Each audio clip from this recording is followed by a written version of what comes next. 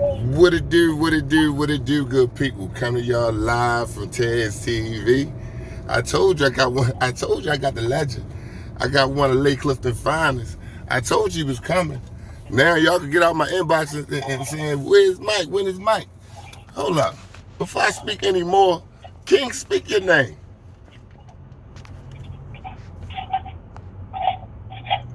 Mike, can you hear me? Yeah, I can hear you, man. What's going on? Speak to the people. Hey, man. What's going on, man? It's Mike King, Lake Clifton High School, George Washington University, pro basketball player. Already. Let's get straight into it. Where you from? Eastside Baltimore, man. Eastside, like my man Charlie Moore would say, Eastside pride. What elementary school and middle school you went to? Went to Northeast Middle, man. Northeast Middle, man. We had a whole rack of guys up there, man, that can show enough play. Man, I heard. And, Y'all had the and you know what's crazy, those days? Yeah. In those days, we wouldn't have never even thought that some of us would have became like high school basketball players, man. Man, listen, that school, Damon, I interviewed Damon Jennifer, and he spoke on it. So all the talent that came up out of there, and all y'all was successful, and all y'all still successful in your own right, doing your own thing. Yeah, that's. I tip my hat to y'all guys, man. I tip my hat to y'all guys. Now hold on. Man, thanks, man. Now let's get to it. Was there any other sports you was playing other than basketball? Football, man. What position you played? Quarterback, man. Look, I can see that though. I can see that. And what age? Hey, what was the age that you first touched the basketball? 9. Was you in love with it then, or it took you a while? Say it again? I said, was you in love with it at that time, or it took a while? I was in love with football, man. Football? You know, I know I kind of watched the KB interview, and yeah, man, I started off with football, and we used to play KB and them all the time. I played for Rosedale. Ooh, okay. Yeah, I heard about those battles, the Rosedale Northwood battles. Yeah, man, it was crazy, man. Now, it was crazy. How was it you growing up? You tell the people who your brother is, and how was that? Before we even get to the Cecil, and before we even get to high school, I want you to give the people a little insight how it was growing up with a brother that played basketball at a high level. What was your mindset? Because I read a couple articles. You got interviewed in, and they stated that you wanted it. Well, you stated that you wanted to get your own name, which is understandable. But I want you to tell the people that didn't read the article, what was your mindset coming up? I mean, my brother Yashi, man, he played down at Dunbar, and during that '92 national championship year, and he came out in '93. A lot of people knew Yashi, and growing up, people knew I was his brother. And every day, man, every time I seen somebody, it was Little Yashi. It was never Mike, it was Little Yashi. So, when I started playing basketball, and I felt like at some point in time, I felt like I was going to be good, I kept telling people, like, man, listen, my name Mike. My name ain't Little Yashi. Yeah. So it was kind of like me trying to seek out my own identity. Okay. Now, how you end up down Cecil Kirk? It's crazy, man. Crazy story. One day I was up at the basketball court in Garden Village, shooting around one morning, and this guy came driving by, and he just parked his car, and he was just watching me shoot around. And I was always a tall kid. Okay. So he just sat there and he watched. He sat on his car and he watched. And I'm looking at this man. I'm like, man, who's this dude, man? And he came over and talked to me for a little bit, and he asked me, did I ever play for a basketball team? I said, no. He said, you want to? I said, yeah. He asked me, can he talk to my mom? I took him down and talked to my mom. And it just went from there. It was, you know, I got to pay homage to him, man. Mr. Turd. My man Piney's fault. Yeah. Yeah, shout out. So, yeah, he the one that got me to play down season. Was crazy. He didn't even know that me and Warren knew each other. And he kind of was like, yeah, because do you know Warren, the boy Warren that live in this area? I was like, yeah, that's my guy. And he was like, yeah, Warren played down there too. So I was like, oh, all right. Wow. You know? Listen, man, your neighborhood, yeah, look at all them guards. KB, Damon, Warren Dixon, Mike King. That's 4 right there. All Metros. You had Phil Dixon. You had fault. Bino. You got Bino. Ooh. Coach Ransom from Maryland. Oh yeah, he coming on the show. Bino coming on the show. Yeah, Bino from out of that area too. You know what I'm saying? You know, Bino's like a big brother, man. Man, I didn't know that. I didn't know that. Yeah, Bino, Phil, Bernard Hopkins from out of Overly went to DCU. Mm-hmm. Yeah, you know, that's from all out that area. Man, that's tough. Now you get down Cecil. Now you down Cecil. You with all this competition now, right? This before you get now, before you go to the 9th grade. Was it anybody putting in your head to go to Lake Clifton? Or you already had in your head that you was gonna go to Lake Clifton? Because for the people, a lot of people don't know. Tell them, matter of fact, walk the people through 9th grade year. Because I don't want to talk for you, Mike. I apologize. All right, so you know, it was crazy, man. Since my brother was down Dunbar, I already had it in my mind to go to Dunbar. Okay. You know, 7th, 8th grade, you know, I'm wearing Dunbar gear to Northeast, man. Yeah. Every day. I'm coming with sweatshirts, hats, coats, all types of stuff, man. And I already had it in my mind that I was going to go to Dunbar because my brother was down there. And, you know, the atmosphere down Dunbar was special at that time. It was special. Right. You know, I remember coming to the games around that 91, 92, 93 it was always standing room only. Mm-hmm. And when I went down there, it was just like, I was like, man, I got to have this. Right. You know? Man, so when that energy. so you know, go ahead. No, I just said that energy. I know what you're saying. It was that energy you felt, but go ahead. Yeah, it was just crazy, man. So you know, when I got into my 8th grade year going into the 9th, you know, my transcript was already at Dunbar. I was looking to play both sports, football and basketball. And you know, actually I played for Gardenville football too when I was real young.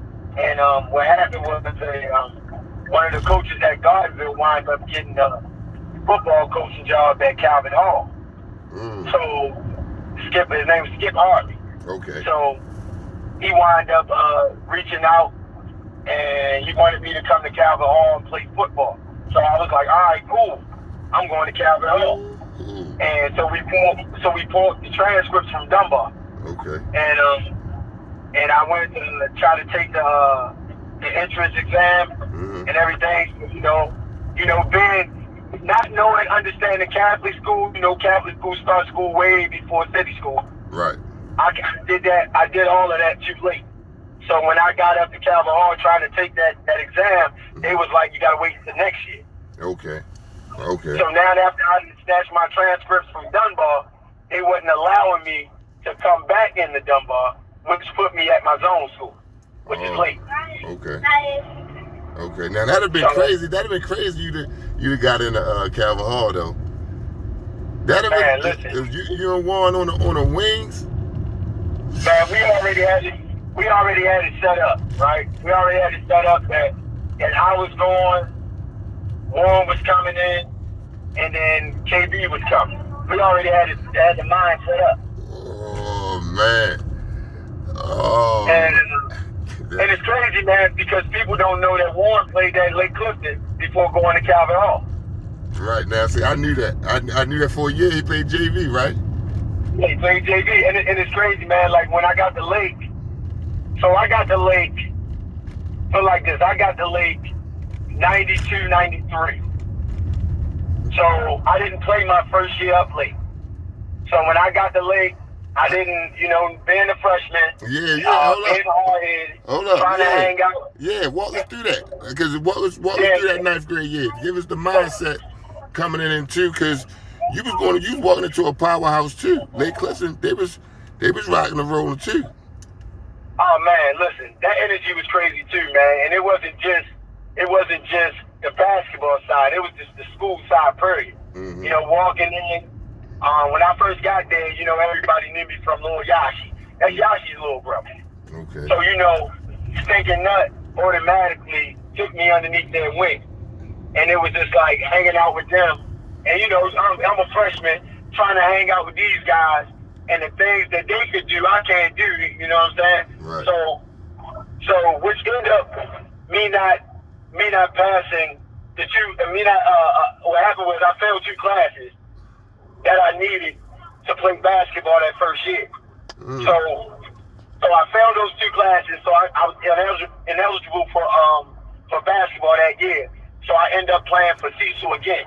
Okay, winter ball. Because, you know, at that time, dude used to have 14, 16. Mm-hmm. So I played 14, 16 with Duty. And what happened was Duty, he was like, you know, Mike ain't play this shit. And if he stay in the grade that he's in, daggone, you know, this is way before the reclassification rule came into play. Right. So it was like, if he stay in the grade that he's in, he's only gonna get 1 year of basketball eligibility. Meaning that I'm only gonna get 1 year to really play basketball. Right. And so my mom kind of was like, you know, at the end of the day, if it's going to benefit him, you know, he's going to do what he want to do. Mm-hmm. And she trusted Duty, and that was crazy. Like, my mom trusted Duty with her life. Man, Duty, and yeah. Shout out to Duty, she trusted man. Duty. That's crazy, man. Like, she trusted Duty with her life. She said, hey, Duty, you got my child. I trust you. And Duty was like, Mike, you know what we're going to do? You know, your mom will go up to the school. We're going to tell them she going to hold you back in the 9th grade. Mm-hmm. And that's basically what happened. I didn't play that year, so I sat back 1 year. All right. You know, so, and this is funny because most of these kids, you know, they be failing the 9th grade. Like, I passed the 9th grade, but my mom just held me back in the 9th grade. Yeah, I understand. So I had majority of my credits. Mom did that to me. Everything. Mm-hmm. Yeah. I have majority of my credits. So you know, like I said, when it came to that, I was already like, Charlie Moore seen me. He liked what he seen. He worked with me. You know, he came to see me during the summertime. He made sure he kept an eye on me. Okay. He made sure he kept an eye on me. So now let me ask you something. Now at this time, was there any players? I'm talking about older players that you was like, that you seen that you like, that you wanted to model your game after, or yeah, you know how we still move from each other as players. You know, like, yeah, talk to the people. Bro, listen. I'm gonna say it like this for the young generation, right? If you can't model your game after a guy that done it before you in this town, then you spitting on our town. Because there's guys that came before you that have done it on a higher level, and you want to reach that plateau or surpass it. You see what I'm saying? And I know when I was coming up, it was the Dante Brights, it was the Mike Floyd, it was Cyrus Jones, it was Kwame Evans, it was Sam Michelle, it was Dagmar Rudy, it was Reggie Lewis, it was Reggie Williams, David Wingate, Mutto, Rudy Austin, Man, we already know the legends. Skip Wise. Yeah. Man, Yeah. Kirk Lee. Yeah. Man, like some of these guys were like ghosts to me. Yeah. Right? Yeah. I heard the name, I heard what they did, but I never could get a glimpse of them. Yeah. Yeah. You feel what I'm saying? I feel you 110%. Yeah. And I'm out to you now. I remember the first time I got a chance to see Kirk Lee, man. Mm-hmm. I was like, wow, man. I watched that man pull down 55. Yeah. And I was like, wow, like, what the hell? And he did it all. And he was doing all that underneath the rim, though. Baltimore Coalition. Yeah. That's when we had the Baltimore Coalition. Yeah. Kirk Lee put on 55, man. Yeah. Like something crazy.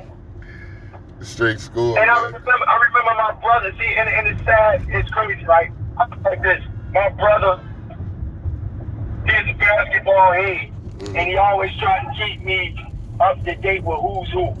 We walk in the gym. I remember we used to go Hill Park on Sundays, right? Right. I was every bit about 13 years old, man. And my brother used to take me out there every Sunday. Some Sundays I got my ass bust, man. Yeah. Some Sundays I did okay. Yeah. But it was always teaching. It was always learning. Right. You know what I'm saying? And I ran across a lot of them, like Marty Johnson. Mm-hmm. And every person I ran across, they gave me a little bit of tutelage. Yeah. They pulled me aside. They talked about what I should do, how I should do it. And I know you remember Dreadhead Mike. Yeah. From over Southwestern. Look, I say Mike's. I remember Dre. I remember meeting Dreadhead Mike for the first time out Drill Park. Look, I see him. Listen, out Drill Park this past Sunday. We embraced, right. We hugged. Mike gonna jump on. He gonna jump on the show too. He said he got some things to get settled. And then he gonna be on too. So yeah, they all legends right there that you just named. They was all legends, all big names you done dropped, man. Man, it's crazy, man. And you know, like I tell people like this, man. When I got up late, you know, just walking in the gym, and I used to always I seen that instinct from a distance, because I was always playing the younger age group. Yeah. But when I got a chance to be around them guys, understand how those guys felt about that Cecil Kirk, Lake Clifton thing. Yeah. So they bled that blue and gold, yo, like it was crazy. They made me feel that loyalty, yo, this is what it is. Yeah. And when I got there, I never wanted to leave after that. Mm-hmm. Yeah. I never wanted to leave. I was like, man, this is where it's at. Yeah. And I tell you, there were guys that you know I practiced against every day of late that really helped my game develop. Ronald Burns. Yeah, talk about it. Listen, I remember the first time I got my ass busted up late in practice. Mm-hmm. Jimmy Moore, oh man, BJ, listen, I ain't never seen nobody with their hands up like him. Now, bro, listen. Hey, Mike, court, hold up, Mike, before I let you go again. This is about BJ. Because I feel about this, and I'm gonna let you go. I ain't cut you off no more. I feel like BJ, he don't get the credit. He don't get all the credit that he deserved because he was playing. Even though he was battling with Nut, you know what I'm saying? He don't get that. He don't get his. I don't believe he get the flowers he deserves right now. Man, listen. BJ could have started at a lot of different high schools, man. Man, that guy was special, man. Yeah, special. That guy was special. Man, listen, I tell you, I remember this, man, like it was yesterday. He came down, and he paused like he was going to shoot, and you know, back in the day, everybody used to get real low with their hands up. Yeah. Bam, get you out of that gym. I jumped. This is the first day of practice, bro. I jumped. He crossed over. Hands up again. I jumped again, and he crossed over, and he buried a three. And I swear to God, Charlie Moore, God rest his soul, he said, Scotty blew the whistle, and he said, Mike King, that's Jimmy Moore, and Jimmy Moore, that's Mike King. Let's play ball. I was embarrassed, man. I said, damn. But after that, I knew for a fact if I could guard Bird, hold on, say that. and Say if that. I could guard Stinking Nut, I could guard anybody. Yeah. That was I know them practices was crazy. I was trying to find footage of any Lake Clifton games or anything. It's hard to find. But hold on. Now you up Lake Clifton. But you know. Yeah, go ahead. Go ahead. I was about to say, now you up Lake Clifton. Now you playing. This 10th grade year. No, this what? Your 9th grade year again, right? But it's your 9th grade year that you playing. Right? Hey man, I played JV. You played JV? I played JV. Who's And on your team? it was funny, right? That Charlie Moore, going into the season, Charlie Moore asked me, did I want to play JV or did I want to play varsity? Like he gave me the option. He said, if you play JV, you're going to get to play, you're going to play a lot of minutes, everything else. He said, but if you play varsity, sit on the bench because you sit behind Stinking Nut now. I mean, you sit behind Nut and BJ and Burt. So I chose to play JV. Smart. I said I'm playing JV, and because it's my first year playing high school basketball. I didn't want to sit. Right. Which was smart. So I played JV. Man, listen, man, I played JV. I probably averaged 30 playing JV, and I want to say about like 8, 9 games in, Charlie Moore brought me to varsity. Yeah. Now listen, scoring. Listen, man, because everybody can't score. Everybody can't score, right? Everybody can't score. And it seems like it comes so easy to you. And what I'm hearing now, you always can score. Is it something like give me a little just insight? It's just my thing, like because you make it look easy. You've been doing it. You did it on all levels. Is it just a knack or what? I mean, I had good teaching, man. Like my brother, right? The way he taught me the game, he always broke the game down by quarters. And he always told me, he said, if you can, he asked me, how many points do you need to score 20 in the game? Okay. Right? He said, how many points a quarter do you need to score 20 points in a game? And I used to be sitting there like, he said, look, man, it's an 8-minute quarter, high school, 8 minutes. And I'm going, okay, it's 4 quarters, 8 minutes. All I need to score is like 5 points a quarter. But then he break that down. I know he broke that down too. Like you get 2 free throws. Yeah, get 2 free throws, get fouled twice. That's 4. Yeah. Hey, he broke it down. Yeah. He said if you get 2 free throws, you get a layup. That's 4 points. The next bucket that you get, 3 or 2, you already up 1 to 2 points going into next quarter. So now you only got to be looking to score 3 points in the next quarter. But you probably score 3, you probably score 5. Right. You see what I'm saying? Yeah. So it's always with the dip that I'm never in a rush. I ain't got to force nothing. Right.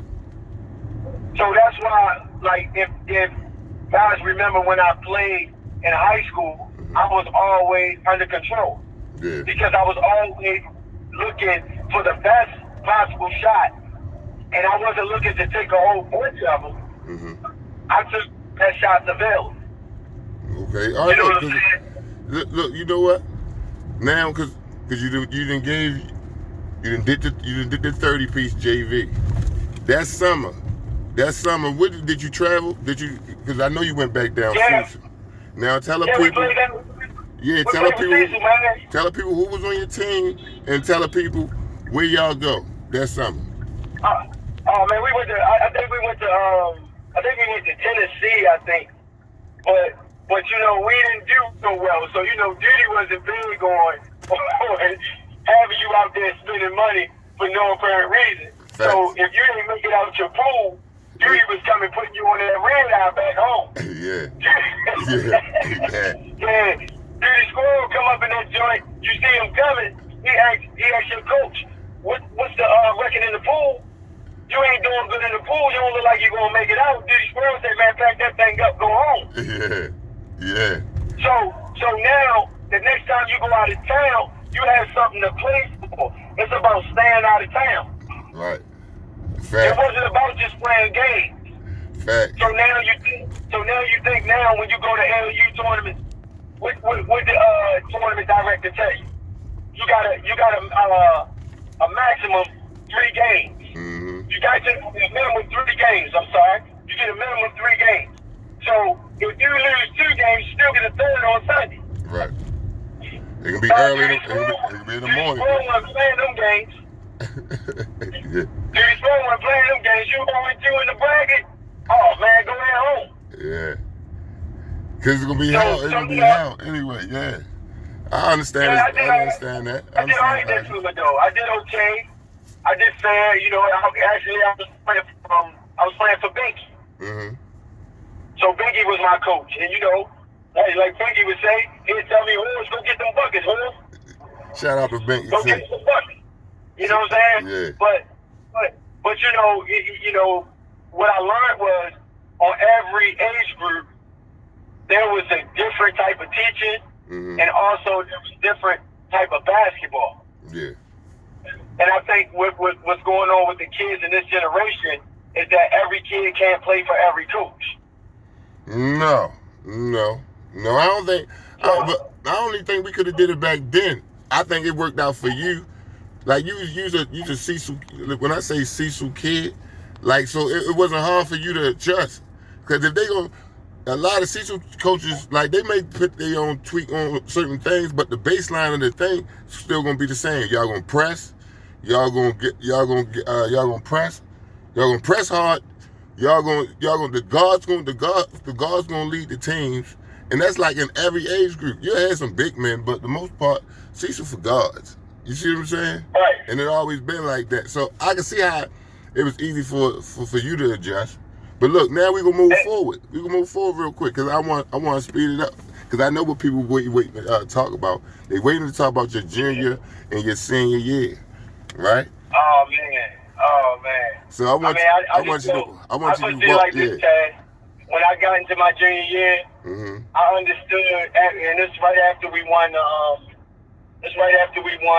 the state championship, right? Mm-hmm. So I already knew all the guys that was playing the year before was leaving. Nut, DJ Bird, Reggie Frazier, Guy Butler, all these guys gone. All we got is bench players, and shout out to my guy Dante Lemon. Yeah, shout out to Lemon. Yeah. And you know, my mindset was coming back. I wasn't even thinking about being a star. I was just thinking about being a starter on varsity. Okay. So my mindset was put the work in this summer. When varsity comes, you're gonna be ready.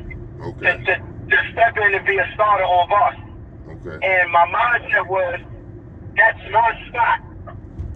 That's my spot. Ain't nobody else's spot but mine. That's what I was looking at. And when I came in, I did what I had to do in practice. I showed and proved. But I gotta rewind back though. I gotta rewind back to my sophomore year, bro. Go ahead. I'm sorry. No, I gotta rewind back because I didn't play a minute, right? Mm-hmm. I didn't play a minute of real basketball. Trash time. Mm-hmm. I got a lot of time. Okay. But it was one game that made me understand that I could play on the varsity level, right? Uh-huh. We played who was it? Patterson. Okay. When they had my man Sue. Dion, who else was over there? The boy Bull. Mm-hmm.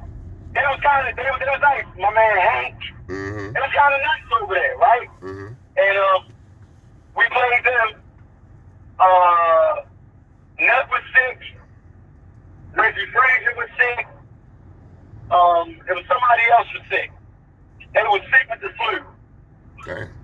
And Charlie Moore called me down in his office and he told me, "Hey man, you gonna start today?"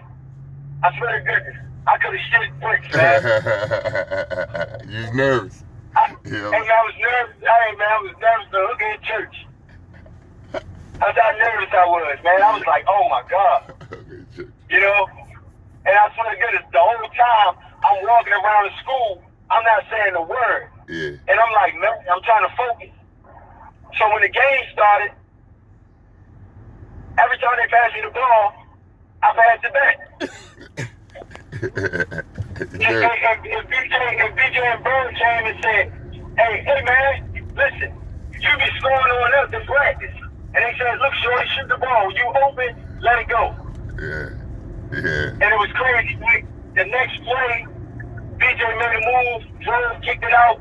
I hit a 3. Right? Settle you down. We set up our press. They get it across half. We tip it. They throw it ahead. I get a dunk. Oh man, after that, man, I ran it off, man. I probably had 19 that day. Yeah. And from that point on, every chance I sat right next to Charlie Moore. Look, you was like, because y'all was blowing, they was blowing everything out. Sometimes Charlie Moore would get mad and he'd grab whoever's next to him and be like, go get him. But by the time he noticed that he grabbed me, I was on the floor trying to get a shot. Give me the ball. You know what I'm saying?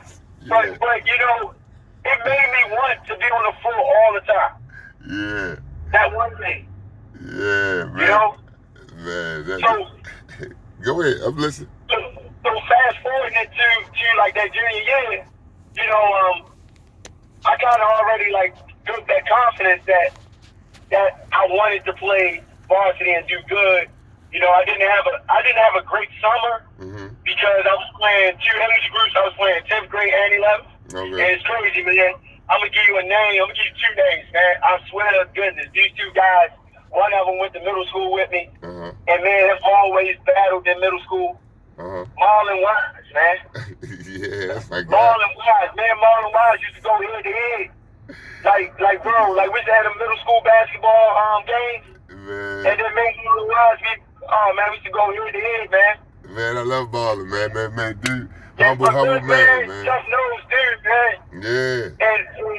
And I was actually playing 10th grade and playing 11th grade, right? And Marlon and them was on the 11th grade team. Down season. Marlon, Donnie Hemsley, Funny, who else on that team? Lemon, my man Danny Ryan.